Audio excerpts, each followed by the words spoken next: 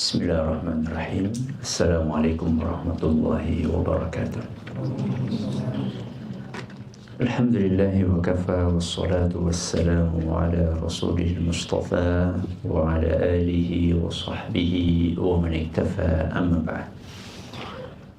Ayyuhal ikhwah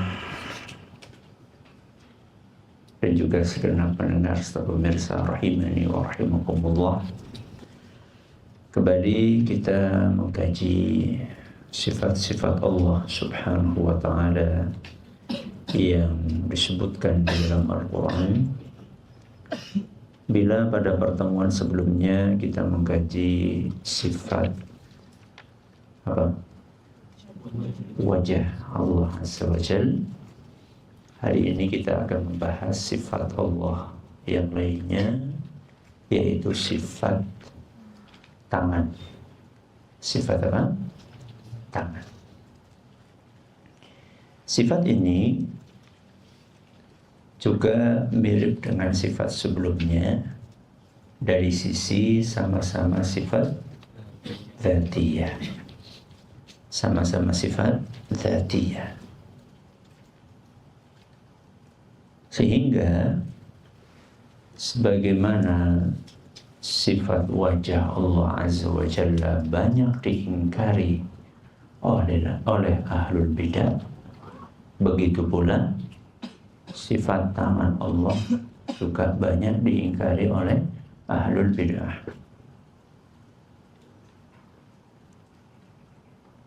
Banyak di antara mereka mengatakan bahwa itu bukan tangan, namun kekuasaan. Itu bukan tangan, namun itu adalah karunia atau nikmat dari Allah Subhanahu wa ta'ala. Kalau Ahlussunnah, apa kata mereka? Itu adalah tangan betulan yang sesuai dengan keagungan Allah Subhanahu wa ta'ala. Apakah artinya Ahlussunnah wal Jamaah menolak bahwa Allah itu punya kekuasaan? Tidak. Apakah artinya Ahlussunnah itu menolak bahwa Allah memberikan karunia? Tidak. Ahlussunnah meyakini bahwa Allah memberikan karunia kepada para hambanya, juga meyakini bahwa Allah punya kekuasaan. Namun di waktu yang sama Ahlussunnah juga meyakini bahwa Allah memiliki tangan yang hakiki.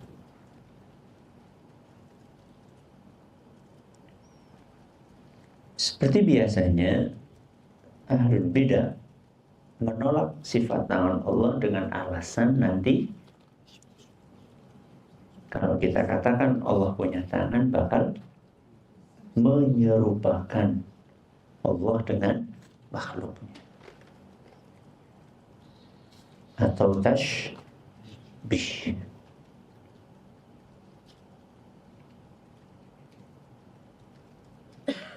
Sehingga untuk menghindari hal tersebut,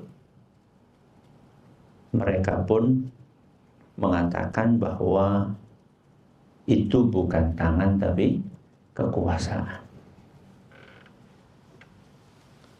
Apakah selesai masalah dengan seperti itu? Selesai masalah? Selesai atau tidak? Tidak. Jadi mereka ingin menghindari masalah.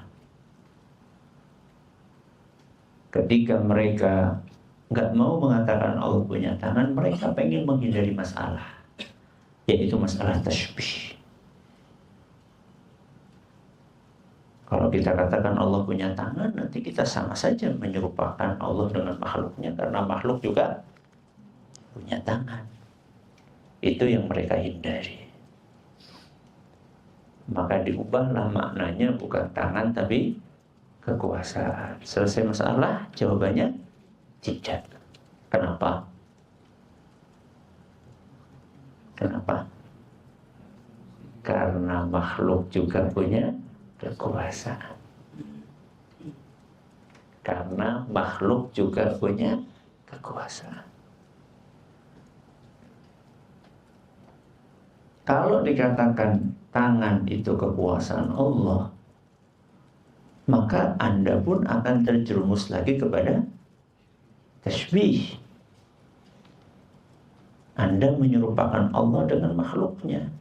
Karena makhluk juga tidak sedikit yang punya kekuasaan. Presiden, raja, bupati, camat, lurah, RT, RW, bahkan orang tua, ya, bahkan musyrif punya kekuasaan enggak? Punya.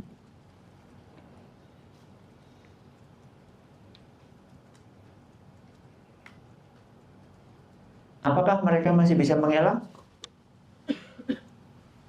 Masih bisa mengelak? Masih. Apa kata mereka? Apa kata mereka? Kekuasaan Allah beda. Sama kekuasaan makhluknya.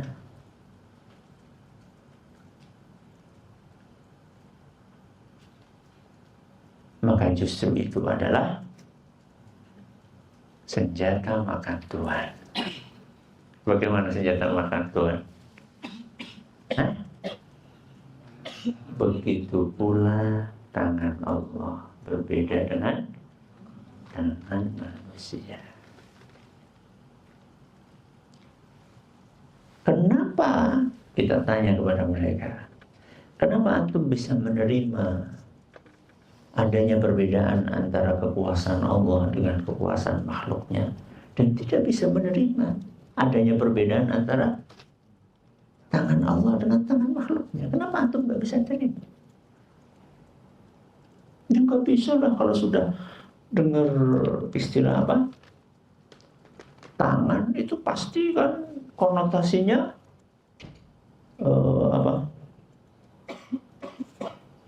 Ada jarinya berapa?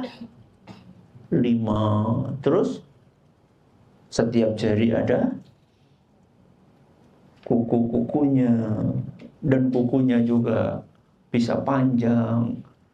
Setiap sekian hari harus diketoki. Ya.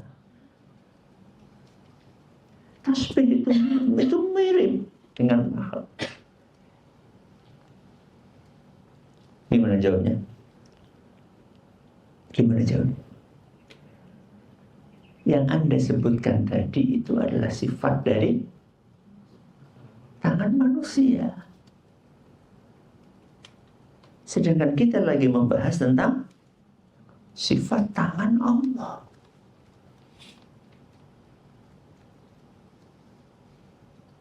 Bahkan di antara para manusia sendiri atau di antara para makhluk sendiri, tangannya beda-beda. Sebelum kita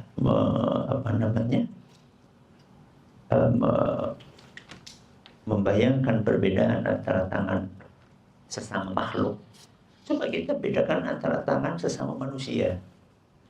Antara satu manusia dengan manusia yang lain, tangannya juga beda-beda. Ada yang tangannya panjang sehingga dia bertangan panjang. Ada yang tangannya pendek sehingga dia bertangan pendek. Ada yang tangannya gede, ada yang tangannya kecil. Itu padahal sesama apa? Manusia. Sesama manusia kita bisa menerima adanya perbedaan tangan. Kenapa kita nggak bisa menerima perbedaan antara tangan Allah Azza wa Jalla yang itu adalah Sang Pencipta yang Maha Besar dengan tangan manusia yang super kecil? Kenapa kita tidak bisa menerima perbedaan antara tangan Allah yang Maha Sempurna dengan tangan manusia yang penuh dengan kekurangan? Kenapa kita tidak bisa menerima perbedaan antara tangan Allah Azza wa Jalla yang maha kuat dengan tangan manusia yang sangat lemah? Wal ardu jami'an qabdatuhu yawmal qiyamah. Terus wassamawatu matwiyatun biyamini. Di hari kiamat nanti, tangan Allah Azza wa Jalla atau bumi di dalam genggaman Allah. Bumi di dalam genggaman Allah. Wassamawatu, dan 7 lapis langit, matwiyatun biyamini, dilipat dengan tangan kanan Allah.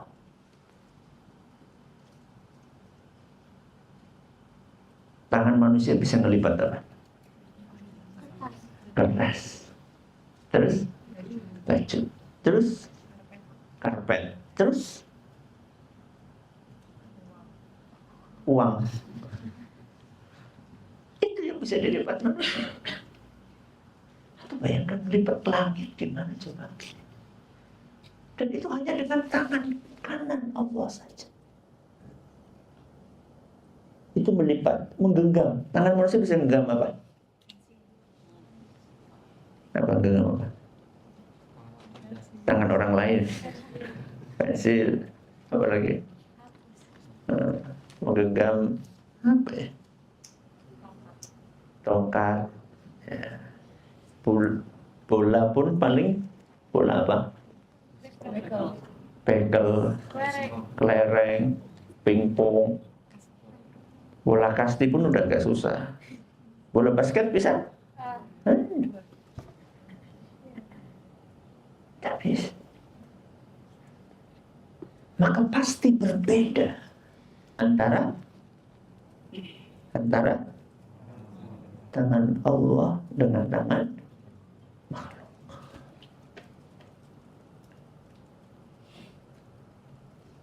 Itu antar manusia yang sama-sama manusia. Antara makhluk juga beda. Manusia dengan gorila. Gorila punya tangan? Bu. Apakah tangan gorila kayak tangan manusia? Tidak. Gede tangannya. Dan punya kekuatan. Gorila kalau nempeleng itu kan rahimahullah itu. Yang ditempeleng tamat.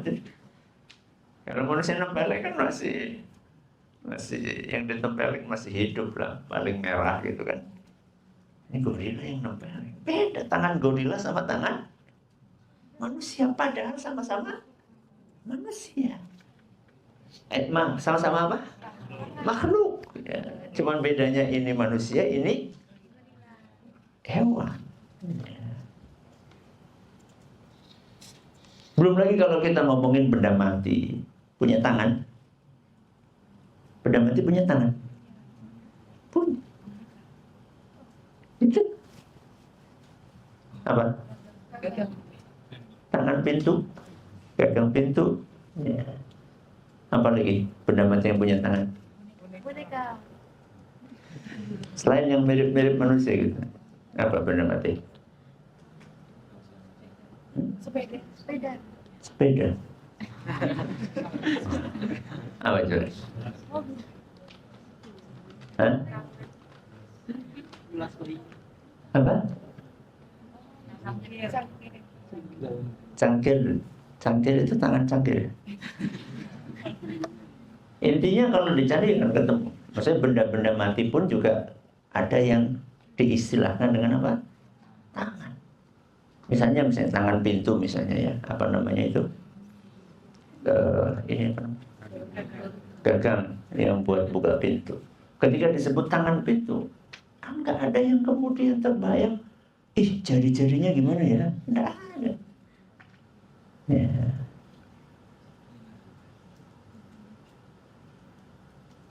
Baik.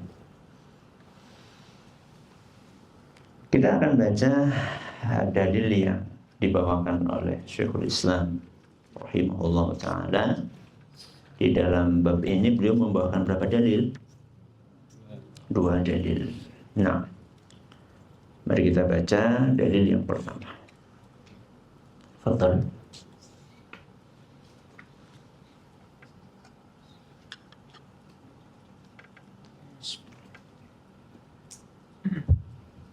Bismillahirrahmanirrahim. Wassalatu wassalamu ala Rasulillah wa sallallahu alaihi wa sallam wa walidina wa lil muslimin ajma'in.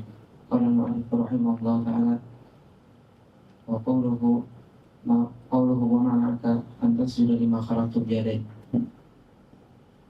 Wa qawluhu wa qalat al-yahudu li Allahi maghlulah gullat aydihim wa lu'inu bima qalu bal yadahu mabsuutani yunfiqu kayfa yasha'. Nah, beliau di sini membawakan 2 ayat, yang pertama dari surat Shad, yang kedua dari surat Al-Maidah. Kita baca dulu ayat yang ada dalam surat Shad, yaitu ayat 75. Allah Azza wa Jalla berfirman, "Ma mana'aka an tasjuda lima khalaqtu biyadayya." Ma mana'aka, apa yang menghalangimu wahai iblis? Apa yang menghalangimu wahai iblis antas juda, untuk sujud kepada siapa? Lima khalaqtu biyadayya, kepada makhluk yang aku ciptakan dengan kedua tanganku. Kita ulangi. Apa yang menghalangimu hai iblis untuk bersujud kepada makhluk yang aku ciptakan dengan kedua tanganku? Siapa makhluk yang diciptakan dengan kedua tangan Allah? Ada. Jadi Allah Azza wa Jalla sedang mencela siapa? Iblis. Apa alasanmu wahai iblis? Kok disuruh sujud kepada Adam tidak mau? Padahal Adam ini punya keistimewaan yang tidak dimiliki oleh makhluk yang lain. Apa keistimewaannya?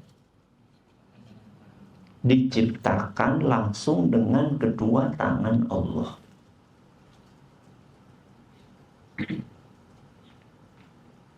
Berarti Allah Azza wa Jalla mencela siapa? Iblis, gara-gara tidak mau sujud kepada makhluk yang punya keistimewaan. Dan salah satu keistimewaan itu adalah punya kelebihan diciptakan dengan kedua tangan Allah Azza wa Jalla.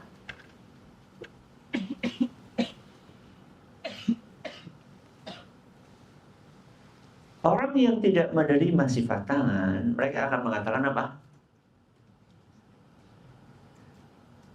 Biyadayya apa? Bi kudrati. Kenapa kamu nggak mau sujud kepada makhluk yang aku ciptakan dengan kekuasaanku?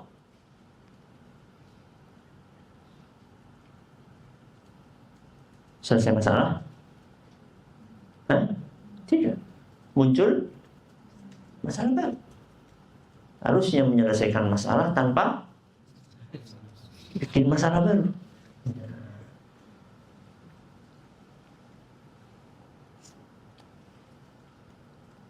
Apa masalah yang muncul?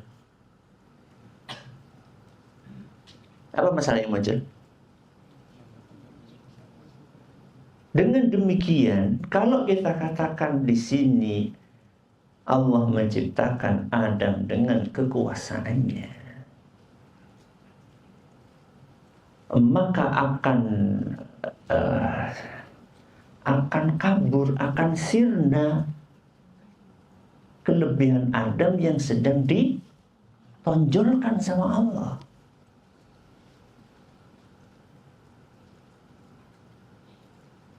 Mengapa demikian? Karena semua makhluk tanpa terkecuali diciptakan dengan kekuasaan Allah.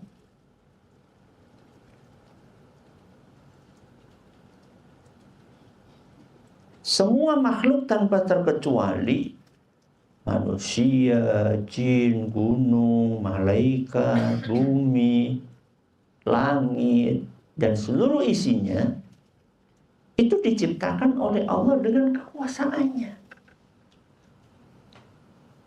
Kalau ayat ini maknanya Allah menciptakan Adam dengan kekuasaannya, lantas apa bedanya Adam dengan makhluk yang lainnya? Toh sama-sama diciptakan dengan kekuasaan Allah. Terus iblis nanti bisa bantah, bisa protes. Apa protesnya? Apa protesnya? Wa ana kadzalika khalaqtani biyadaika. Aku pun juga engkau ciptakan dengan kekuasaanmu. Aku pun jangan ke sini. Ini kita lagi ngomongin siapa? Iblis. Aku pun wahai Rabbi, engkau ciptakan dengan kekuasaanmu. Kenapa aku yang disuruh sujud kepada dia, bukan dia yang disuruh sujud kepadaku? Sama-sama diciptakan dengan kekuasaanmu. Kalau ayat ini maknanya adalah biqudrati, dengan kekuasaan.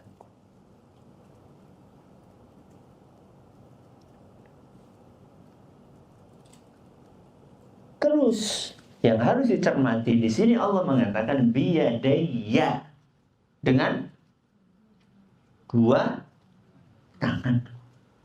Kalau diubah dengan makna kekuasaanku berarti dengan dua kekuasaanku. Kekuasaan Allah cuma dua.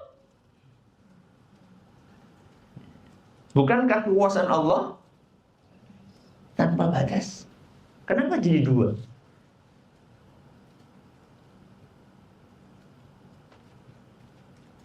Maka menafsirkan Al-Quran dengan cara seperti itu memang akan menimbulkan sekian banyak muskilah, sekian banyak masalah.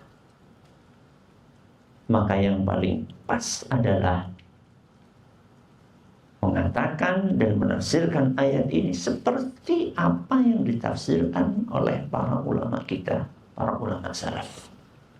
Bahwa yang dimaksud tangan di situ adalah betul-betul tangannya Allah Subhanahu wa ta'ala. Tangan beneran yang sesuai dengan keagungan Allah Subhanahu wa ta'ala. Iya, sesuai dengan keagungan Allah, tapi kayak apa bentuknya? Gimana? Kayak apa bentuknya? Gimana? Wassu'alu anhu bid'ah. Menanyakan kayak apa bentuknya itu bid'ah. Kata siapa? Imam Malik rahimahullah.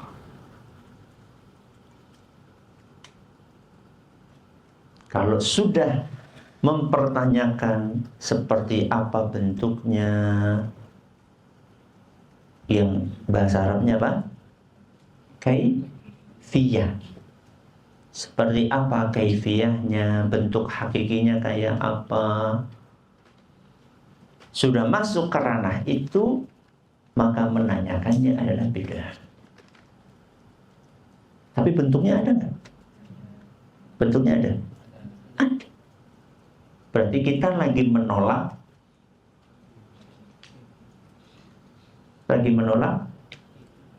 kaifiyah atau takyif. Yang kita tolak kaifiyah atau takyif. Yang kita tolak bentuknya atau menanyakan tentang bentuk. Menanyakan tentang bentuk. Bentuknya ada. Ada bentuknya. Masa sesuatu nggak ada bentuknya? Tapi menanyakan bentuk itu tidak boleh. Kenapa tidak boleh? Kenapa tidak boleh? Karena Allah nggak jelaskan. Dan kalau Allah Subhanahu wa Ta'ala sudah jelaskan, itu artinya kita nggak perlu untuk menanyakan. Dan Allah Azza wa Jalla Maha sayang kepada kita. Memang sengaja tidak dijelaskan oleh Allah Azza wa Jalla. Allah tahu mana yang penting buat kita, mana yang bermanfaat buat kita, mana yang bisa dijangkau dengan akal kita. Allah tahu itu. Makanya ada yang dijelaskan, ada yang tidak dijelaskan.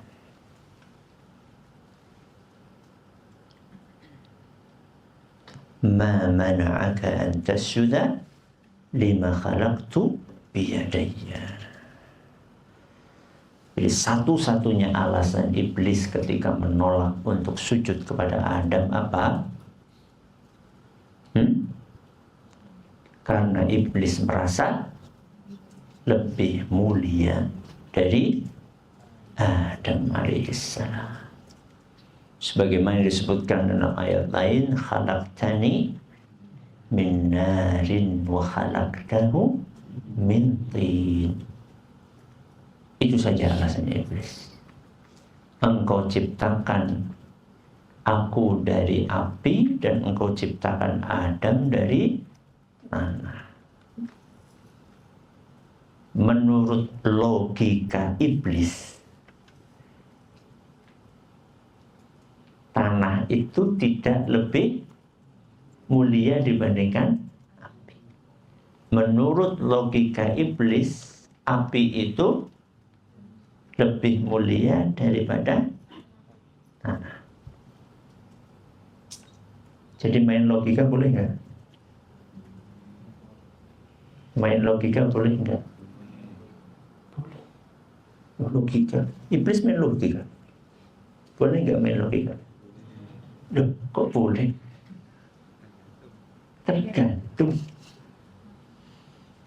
Tergantung main logika itu buat apa?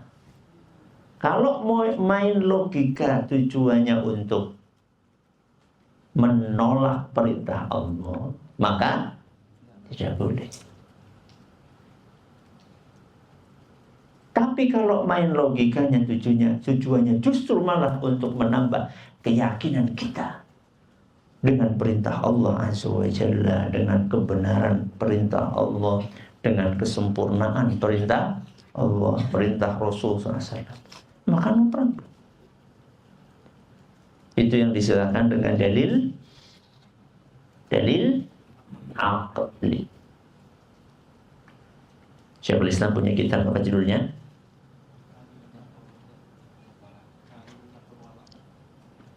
Judul lengkapnya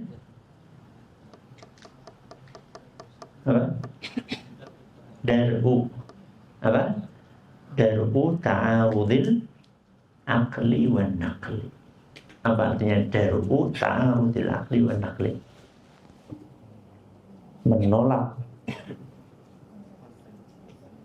anggapan bahwa akal dan dalil bertentangan, kontradiktif. Jadi akal dengan dalil, nakal, ya, akal dengan Quran dan hadis itu tidak bertentangan, dengan syarat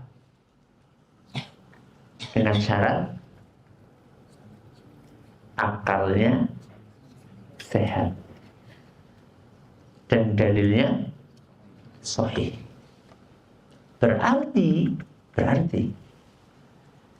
kalau ada akal dan dalil yang kelihatan kontradiktif, maka kemungkinannya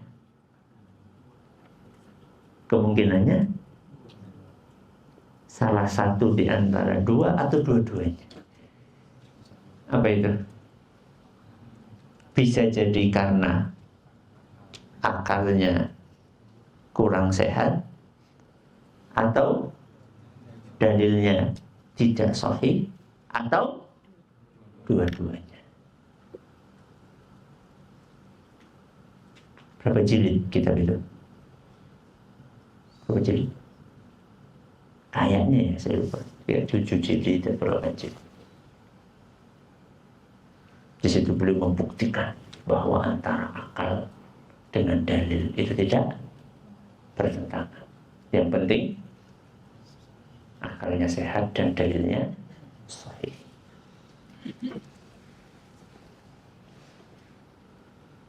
Jadi boleh nggak main logika? Tergantung apa? Apa tujuan? Kalau tujuannya seperti iblis untuk menolak dalil, menolak perintah Allah, maka itu tidak boleh. Kalau tujuannya justru untuk menguatkan dalil, untuk menerima perintah Allah dengan lapang dada, karena bisa dijelaskan secara logis, ya, bisa diterima dengan akal sehat, maka itu justru yang diinginkan. Afala ta'qilun. Afala ta'qilun. Kenapa kalian tidak menggunakan akal kalian? Cuman yang harus dipahami, akal itu punya keterbatasan. Kata siapa? Inna lil aqli haddan yantahi ilaihi kama anna lil basari haddan yantahi ilaihi. Kata siapa? Siapa? Imam Syafi'i. Hasan rahimahullah. Inna lil aqli haddan yantahi ilaihi kama anna lil basari haddan yantahi ilaihi. Sesungguhnya akal itu punya keterbatasan. Mirip mata yang punya keterbatasan. Apa keterbatasan mata? Apa keterbatasan? Apa? Nggak bisa lihat dalam gelap. Terus jarak pandangnya terbatas. Jauh atau dekat? Jauh atau dekat? Mata nggak bisa ngelihat yang jauh banget apa yang dekat banget? Dua-duanya. Yang dekat banget nggak bisa lihat? Nggak bisa. Kita bisa melihat? Dan bisa kan dekat banget. Sebagaimana Anda nggak bisa ngelihat buku yang di sana itu, kalau ada buku, Anda nggak bisa ngelihat. Karena punya keterbatasan. Akal itu seperti itu. Akal itu punya wilayah dan jarak jangkau.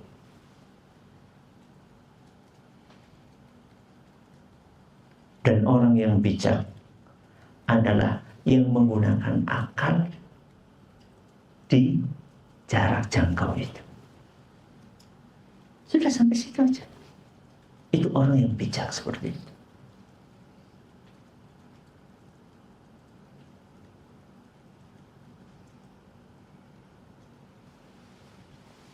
Baik. Kita pindah ke ayat yang kedua. Surat apa ini? Al-Maidah ayat 64. Apa kata Allah Subhanahu wa ta'ala? Wa qalatil yahudu yadullahi maghlulah Dan orang-orang Yahudi mereka mengatakan tangan Allah terbelenggu. Tangan Allah terbelenggu, terikat. Ghullat aydihim. Justru tangan-tangan mereka lah yang terbelenggu. Siapa mereka? Orang Yahudi. Walu'inu bima qalu. Dan mereka dilaknat akibat perkataan tersebut. Bal yadahu mabsutatani. Justru kedua tangan Allah terbuka. Yunfiqu kaifa yasha. Allah memberi sesuai dengan kehendaknya. Kehendak siapa? Kehendak Allah. Oke. Di ayat ini Allah Subhanahu wa ta'ala membuka ayat ini dengan menukil perkataan orang Yahudi. Wa qalatil yahudu, dan orang-orang Yahudi berkata. Jadi Allah menukil perkataan Yahudi yang batil atau yang benar? Batil. Kok perkataan batil dinukil? Menukil perkataan batil boleh? Hah? Tergantung. Tergantung apa tujuan. Kalau tujuannya untuk dibantah, ya, maka boleh. Dan bantahannya harus lebih kuat daripada kebatilannya, daripada syubhatnya. Kenapa demikian?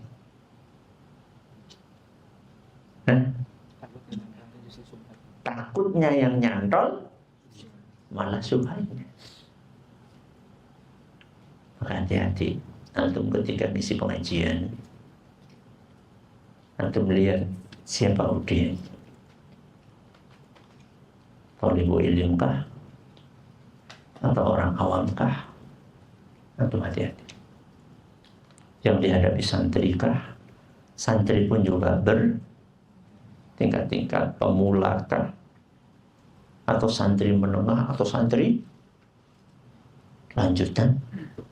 Antum perhatikan baik-baik. Ya.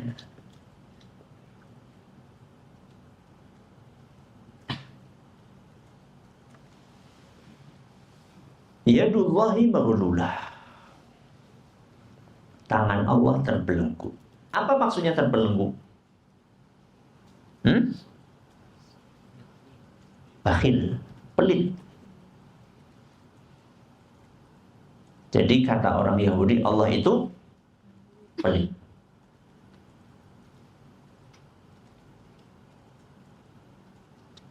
Berarti orang Yahudi merendahkan Allah. Iya. Berarti kurang ajar banget. Terlalu. Allah yang maha sempurna saja mereka rendahkan. Apalagi manusia. Itu karakter orang Yahudi dari itu. Sampai kapan? Sampai seterusnya. Karena Allah Azza wa Jalla mengatakan setelah itu ghullat aydihim. Justru tangan mereka lah yang terbelenggu. Dan itu berlanjut sampai seterusnya.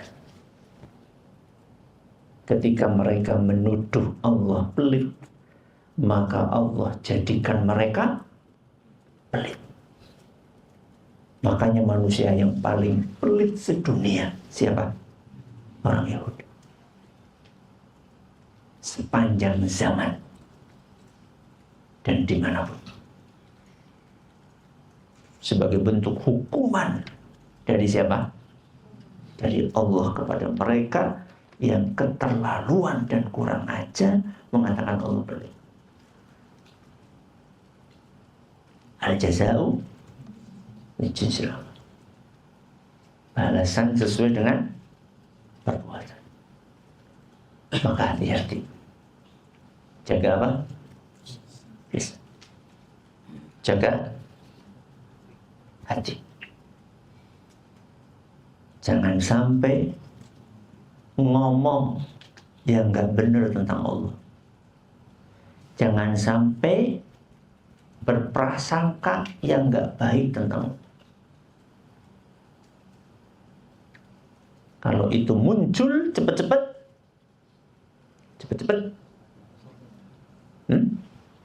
Subhanallah. Maha suci Allah. Allah nggak punya kekurangan. Allah maha suci. Allah nggak punya aib. Allah maha suci. Ya. Subhanallah.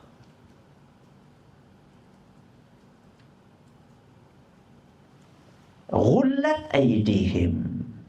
Gara-gara mereka mengatakan tangan Allah itu terbelenggu, maka Allah pun hukum mereka dengan membuat tangan mereka terbelenggu. Baik. Berarti yang mengatakan Allah punya tangan siapa?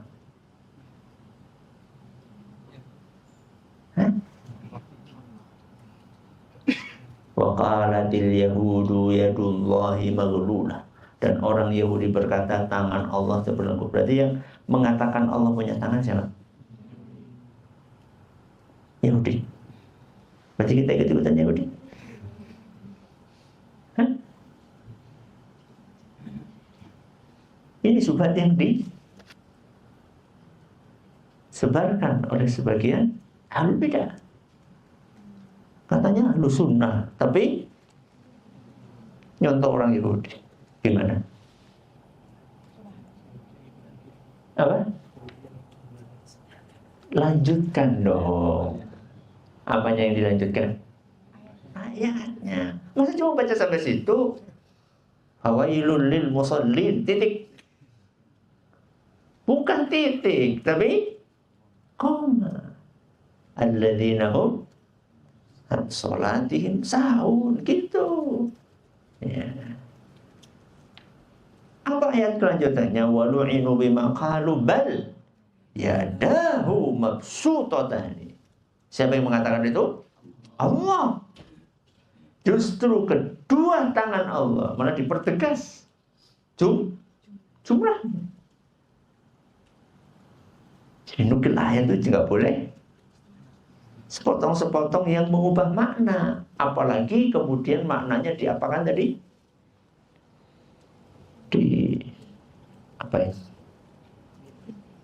Dimanipulasi, jangan boleh.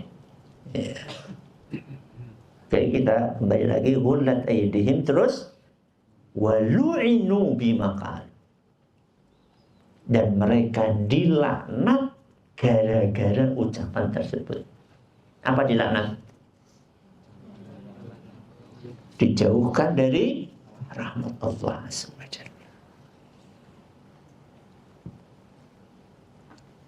Sehingga mereka jarang dan jauh untuk mendapatkan rahmat Allah Subhanahu wa ta'ala.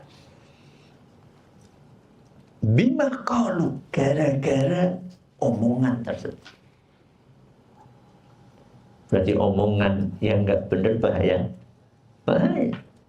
Ada konsekuensinya. Ma yalfidhu min qaulin illa ladaihi raqibun atid.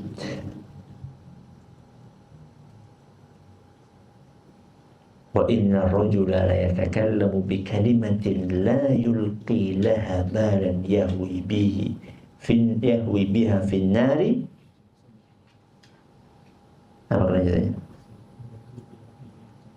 Fi jahannam ab'ada ma bainal masyriqi wal maghrib.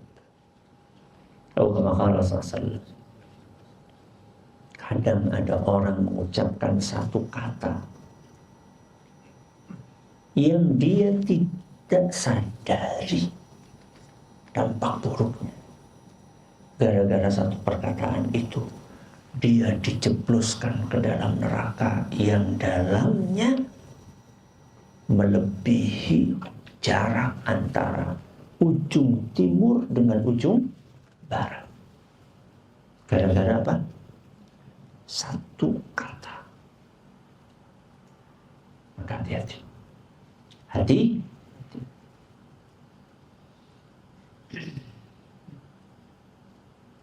Siapa, ikhwan atau akhwat?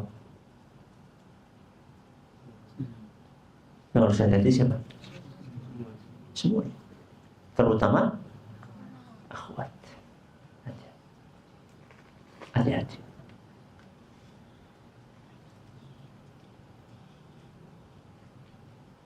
Karena memang akhwat itu ngomongnya banyak. Ngomongnya, kalau ikhwan, assalamualaikum, gimana sehat? Alhamdulillah sehat. Terus ya, kalau akhwat nggak bisa. Gimana sehat? Alhamdulillah sehat. Nanti gimana? Harga cabai sekarang berapa? Nanya kabar. Sampai ke cabai, kemudian bawang merah, bawang putih, semua belanja di pasar keluar. Hati-hati dalam menjaga apa? Bisa. Walu'inu bima qalu. Terus apa? Bal yadahu mabsutatan. Bal itu bantahan. Ya. Untuk menjelaskan bahwa apa yang disampaikan sebelumnya, yadullahi maghlula, itu enggak benar.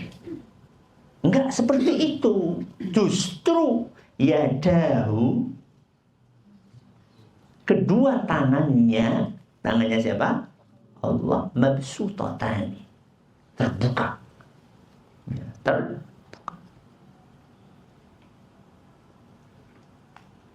Diperjelas ya, konsekuensi dari keterbukaan tangan Allah itu yunfiqu kaifa yasha. Allah memberi sesuai dengan kehendak. Benarkah Allah pelit? Benarkah Allah pelit? Tidak. Buktinya tangan Allah keduanya terbuka dan Allah memberi kepada makhluknya. Berapa yang diberikan oleh Allah kepada makhluknya? Tak terhingga. Siapa yang dikasih sama Allah? Yang diberi sama Allah siapa? Semua. Mulai dari makhluk yang paling besar sampai makhluk yang paling kecil. Semuanya dikasih sama Allah Azza wa Jalla. Dikasih makan, dikasih minum, dikasih kesehatan, dikasih nafas. Mulai dari kuda Nil sampai amuba. Makhluk terkecil. Plankton. Semuanya dikasih makan semua. Mulai dari gajah sampai semut, semuanya dikasih makan sama Allah. Berapa yang Allah berikan kepada mereka? Mulai dari ada makhluk itu, mulai dari alam semesta ini sampai alam semesta ini tidak ada, semuanya dikasih sama Allah. Kayak gitu pelit. Mulai dari yang mau sholat sampai yang tidak sholat, semuanya dikasih sama Allah. Bahkan yang beriman dengan yang tidak beriman dengan keberadaan Allah, ateis, dikasih. Yang nggak percaya Allah ada, dikasih sama Allah. Padahal dia nggak percaya bahwa Allah itu ada, tetap dikasih sama. Yadahu mabsutatani.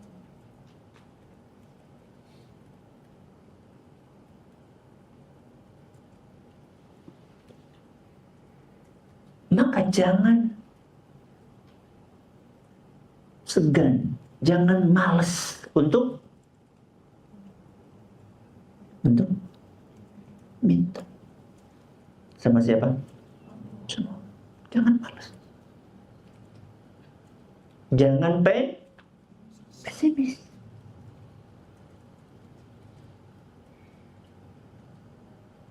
Sebesar apapun yang kita minta itu jangan pesimis. Ada seorang ikhwan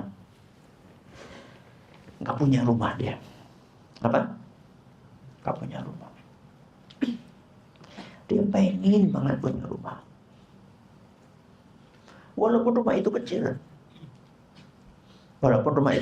Pokoknya pengen punya rumah sendiri. Dia berdoa kepada Allah, ya Allah, saya pengen rumah ukuran sekian sama sekian. Rumah sangat sederhana itu berapa? Ukuran berapa? 36. Iya. Apa nggak punya rumah? 36 itu 6 kali 6 ya. Itu paling kecil atau ada yang lebih kecil? Intinya dia minta rumah yang kecil. Ya Allah, saya minta rumah enggak apa-apa 6 kali 6. Dikasih semua. Berapa? 6 kali 6. Setelah beli rumahnya, anaknya tambah banyak. Apa? Nyesel. Kenapa Anda dulu mintanya 6 kali 6? Kenapa Anda nggak minta 60 kali 60? Boleh? Boleh. Al-baitul wasi', rumah yang luas, itu salah satu kenikmatan. Kata Rasulullah SAW.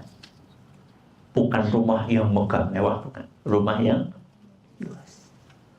Karena rumah yang luas itu berpengaruh kepada psikis orang yang tinggal di dalam.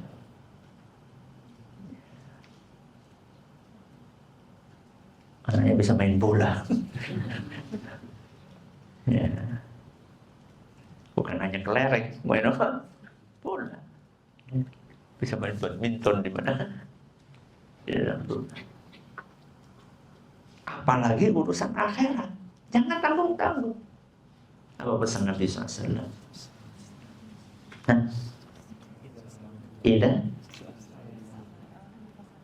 Idza sa'altumullaha fas'aluhul firdausal a'la. Al-firdaus minal jannah. Kalau kamu minta sama Allah, mintalah surga firdaus.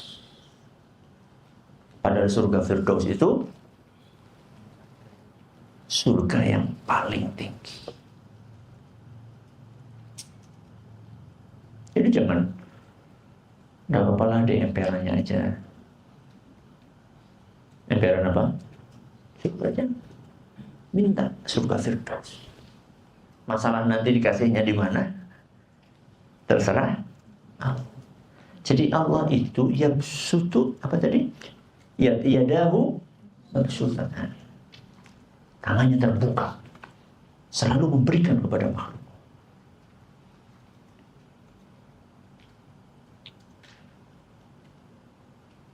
Yunfiqu, Allah memberikan kepada para makhluk. Berarti makna tangan di sini Allah ngasih gitu ya? Iya atau bukan? Hah?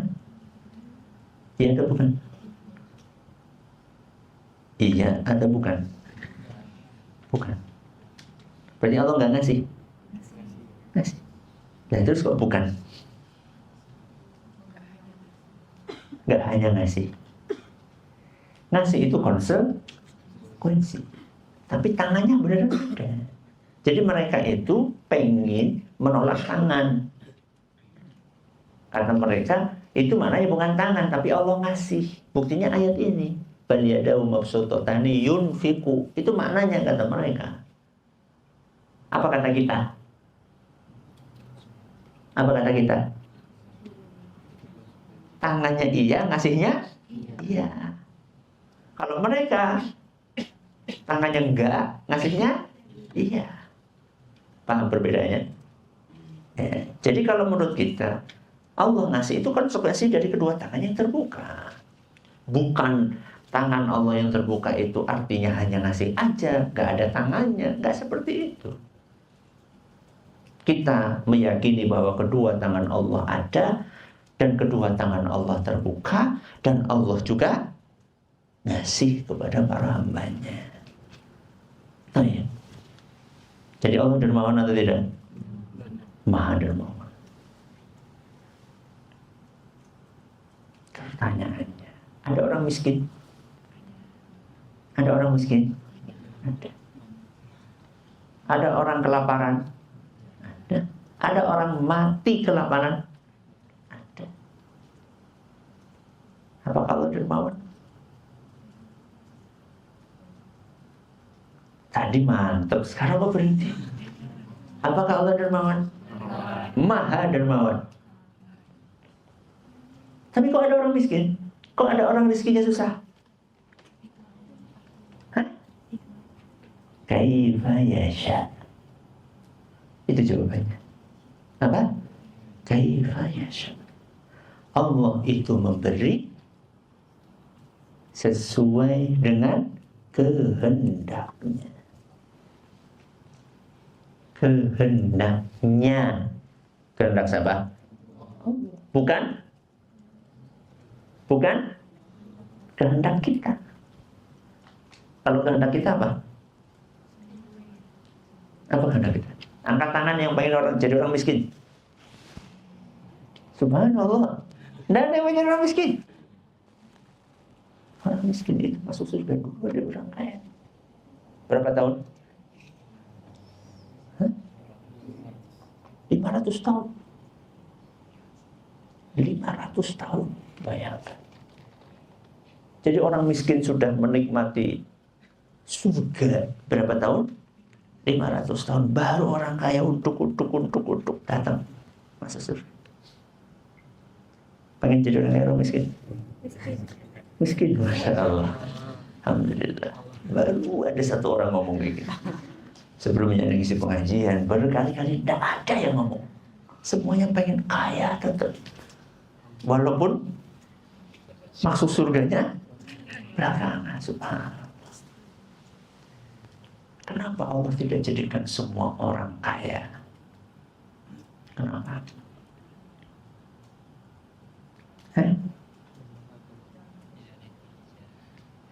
Karena kalau Allah jadikan semua orang kaya, kehidupan di dunia ini tidak akan berjalan dengan baik. Kehidupan di dunia ini tidak akan berjalan dengan baik. Walau basatallahu rizqa li'ibadihi labaghaw fil ardh. Seandainya Allah Azza wa Jalla melimpah ruahkan rezeki kepada para manusia, semuanya labaghaw fil ardh, pasti mereka akan membuat kerusakan di muka bumi, akan membuat zalim.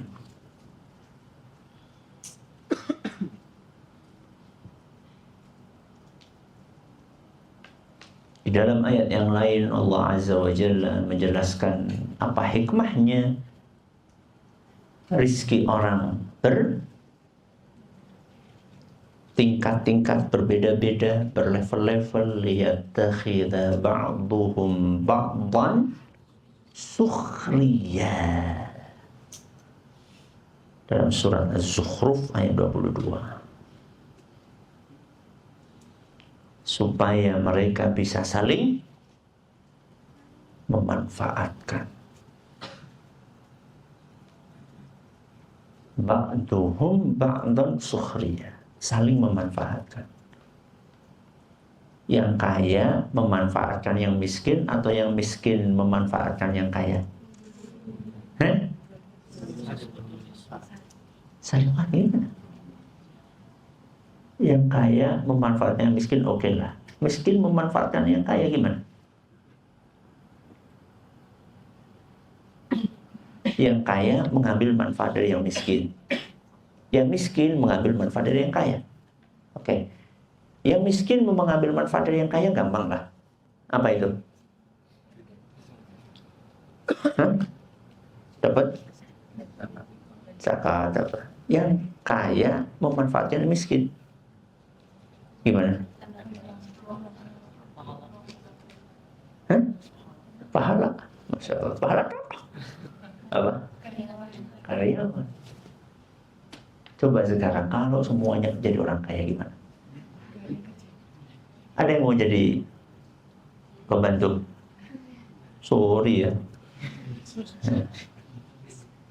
Ada yang mau benerin apa? Genteng bocor. Manggil tetangganya, Pak, minta tolong dong, benerin apa? Kamu nggak tahu siapa saya? Sini orang paling kaya dulu. Masa suruh benerin apa? Nggak ada yang jualan tok tok tok tok tok tok tok tok apa? Kalau malam-malam apa? Hah? Nasi goreng, apa lagi? Somai, cilor, apa lagi? Cici yang lain. Saya ada yang jualan.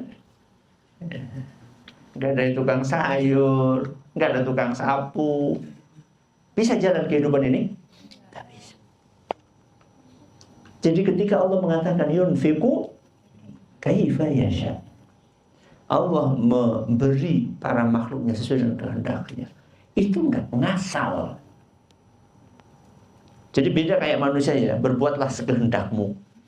Kalau manusia disuruh berbuat sekehendaknya pasti ngasal. Jadi bedakan antara sekehendaknya Allah dengan sekehendaknya manusia. Kalau sekehendaknya Allah itu pasti hikmah. Karena Allah punya nama Al-Hakim. Jadi sekehendaknya Allah dengan sekehendaknya manusia berbeda. Karena manusia itu sering tidak melakukan sesuatu tanpa hikmah, tanpa kebijaksanaan, tanpa tujuan.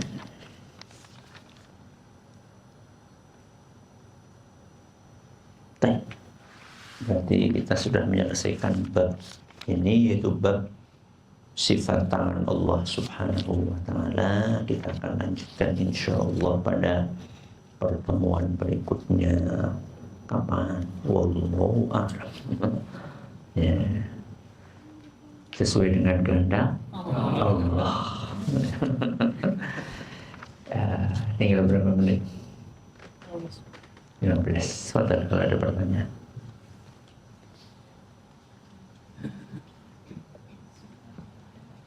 Assalamualaikum warahmatullahi wabarakatuh. Waalaikumsalam. Assalamualaikum. Semoga senantiasa menjaga Ustaz, keluarga Ustaz, orang tua kita semua dan seluruh kaum muslimin.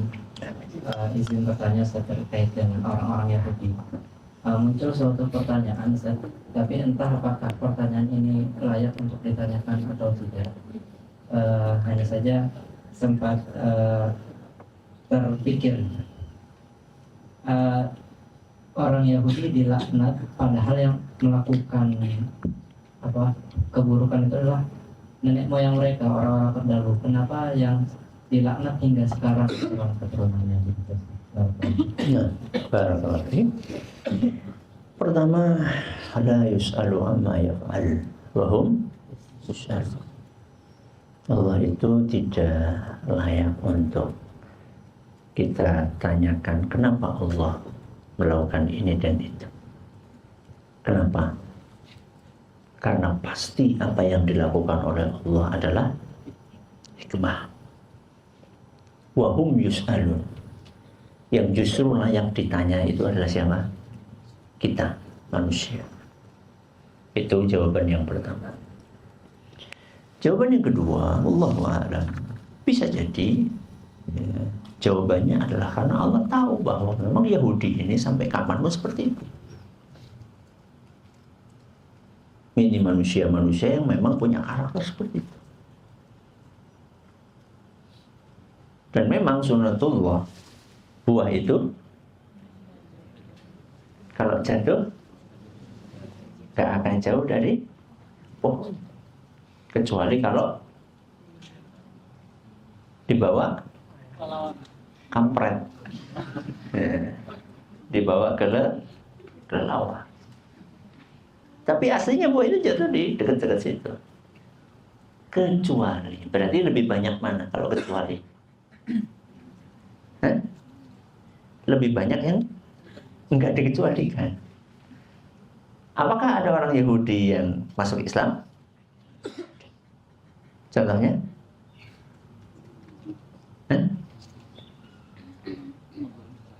Abdullah bin Salam. Ya.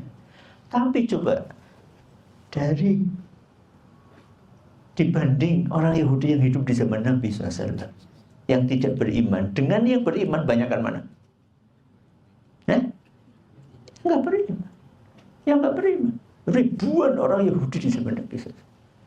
Yang masuk Islam bisa dihitung dengan jari. Ya memang seperti itu orang Yahudi. Anak keturunannya mirip-mirip. Apakah di zamannya ada orang Yahudi masuk Islam? Di zaman ini ada? Ada, tapi sedikit banget.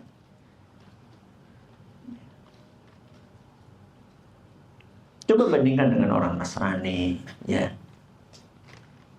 Sering sekali dengar ada orang Nasrani masuk Islam. Sering banget. Orang Yahudi masuk Islam jarang kita kenal, tapi ada. Jadi jawaban yang kedua, Allah Azza wa Jalla tahu bahwa memang orang Yahudi sampai kapanpun akan seperti itu sehingga layak untuk mendapatkan apa? Laknat dari Allah Subhanahu wa Ta'ala. Makanya itu perhatikan kejahatan orang Yahudi sampai sekarang masih realitanya seperti itu. Nasallallahu alaihi wasallam. Nah, betul. Nah,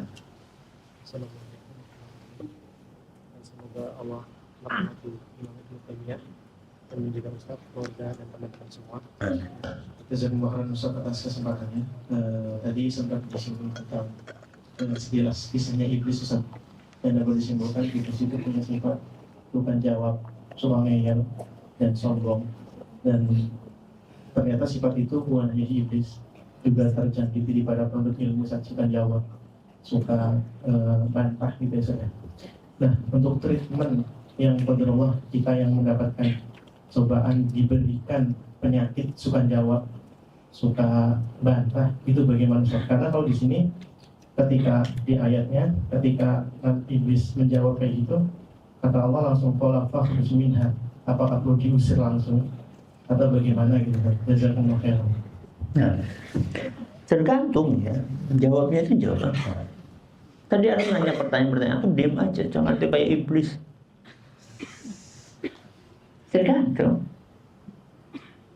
Tergantung apa tujuannya. Para ulama kita itu kan biasa mereka melakukan simulasi perdebatan. Apa? Simulasi perdebatan, diskusi. Ya. Diskusi tentang masalah-masalah ilmiah. Masalah fikih, masalah akidah ada. Ada. Untuk menjelaskan kebenaran. Ibnu Abbas radhiyallahu anhu bantah-bantahan sama siapa? Khawarij. Diutus sama siapa? Sama Ali bin Abi Thalib. Suruh mendatangi orang-orang Khawarij yang jumlahnya 6.000 orang. Disuruh diskusi. Mereka nanya, beliau jawab. Beliau jawab, mereka bantah. Terus dilayani. Hingga akhirnya dari 6.000 orang itu 4.000 orang rujuk. Dari berapa? 6.000, 4.000 tobat. Setelah apa? Bantah-bantah, diskusi. Penting.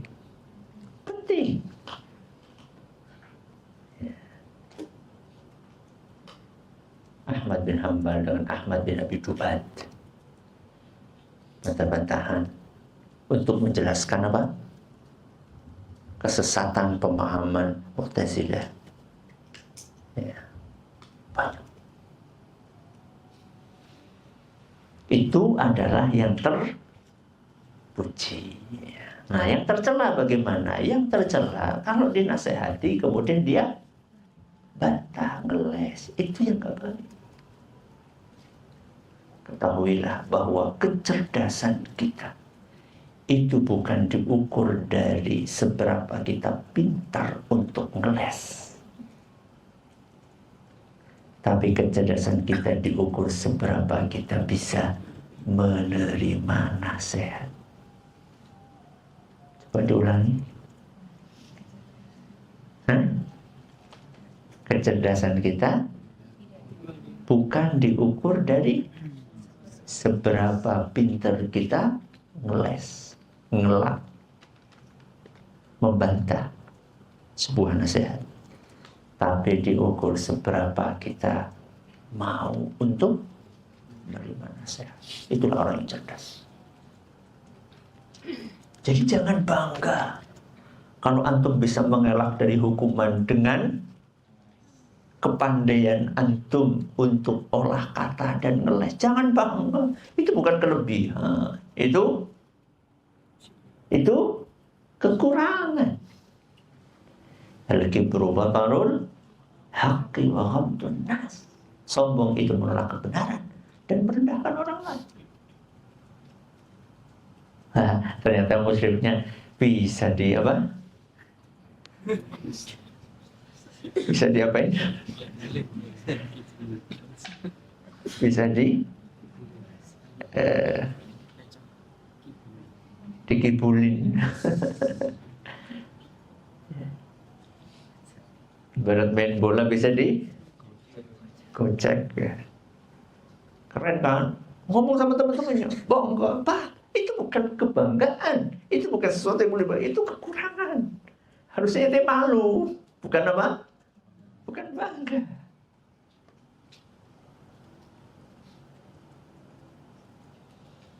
Bagaimana mengobatinya? As-sidqu ma'allah.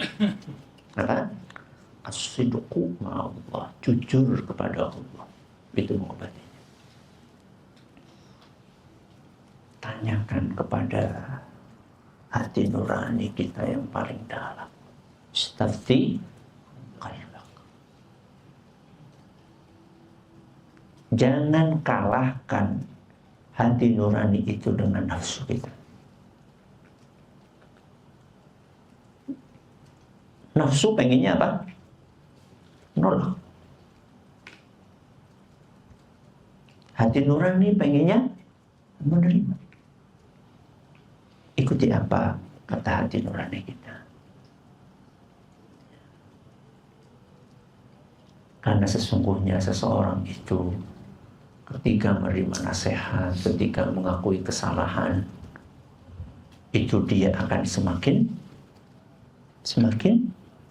tinggi derajatnya, bukan semakin rendah. Karena ada sebagian orang mengira ketika dia menerima nasihat, ketika dia dinasihati, dia pikir itu akan merendahkan derajatnya. Wa ma tawadha'a ahadun lillahi illa rafa'ah. Orang yang bertawadhu, merendahkan diri di hadapan Allah, menerima nasihat, menerima kebenaran, itu pasti akan diangkat oleh Allah SWT. Makanya coba antum perhatikan sekeliling antum. Kesan positif itu ada di dalam diri mahasiswa yang ngeyelan, yang susah dinasihati, apa pada diri mahasiswa yang mudah menerima nasihat? Yang mana? Kesan positif ada dalam yang mudah menerima nasihat, bukan kepada yang ngeyelan. Dan itu butuh latihan. Butuh apa? Maka latih nasihati sama teman antum. Ya akhi, antum kok minum sambil berdiri? Kan pernah Rasulullah minum sambil berdiri. Harusnya itu apa? Harusnya apa? Jazakallah khairan. Nggak usah pakai koma, titik. Jazakallah khairan. Memang lebih afdal kan? Ada perbedaan pendapat memang antara haram dengan apa? Makruh. Ada perbedaan pendapat. Tapi kan mana yang lebih afdal? Yang lebih afdal adalah Benar sambil duduk. Terima nasihat. Jadi yang pertama sidqu Allah. Kemudian yang kedua adalah berusaha melatih diri. Ya. Dari keseharian antum aja. Dari keseharian antum. Antara sesama teman, antara sama mahasiswa, mahasiswi, dan keseharian di kamar, di sakan, di sini, di kelas, apalagi sama guru, apalagi sama guru, apalagi sama dosen, apalagi sama syekh, apalagi sama ustaz, apalagi sama orang tua. Jangan merasa antum ini sudah belajar banyak ayat, banyak hadis orang tua antum, bahkan baca Quran aja belum lancar. Antum merasa lebih tua, dinasihati baik-baik, nolak, bawakan dalil patuh, coba buka Quran surat anu ayat sekian. Kalau memang konten nasihatnya benar, ya tapi kan konten nasihat gak perlu didengerin dulu aja. Orang tua itu kalau diiyakan, itu apa? Senang. Kalau dibantah, itu sedih, kecewa. Iya apa enggak? Iya apa enggak? Atau memang orang tua? Anak kasih tahu, karena anak pernah jadi antum dan sekarang jadi orang tua. Antum sekarang jadi antum, belum orang tua. Dengerin. Karena anak pernah jadi seperti antum dan sekarang jadi orang tua. Jadi pernah merasakan dua masa itu. Antum baru merasakan satu masa. Jangankan bantah, coba diginin aja. Apa? Itu sakit. Apanya yang sakit? Di sini. Sakit. Coba. Le, tolong ambilin ini ke gelas. Iya, Bi. Gak usah pakai gitu. Cukup iya, nggih. Siap, Bi. Gak usah pakai tambahan-tambahan yang bikin kecewa orang tua. Padahal cuma kalimat, bukan kalimat lah. Ya, huruf kah? Ya, cuma suara tok. Itu mengecewakan. Apalagi sampai bantah. Ayo kita buka kitab, Bi. Nih. Masya Allah. Ya. As-sidqu ma'allah. Kemudian apa? Latihan. Sudah ada ya? Hah? Sudah masuk. Cukup ya? Kita akhiri. Terima kasih atas perhatiannya, atas segala kekurangannya. Subhanallah wa bihamdik. Asyhadu an la ilaha illa anta astaghfiruka wa atubu ilaik. Assalamualaikum warahmatullahi wabarakatuh.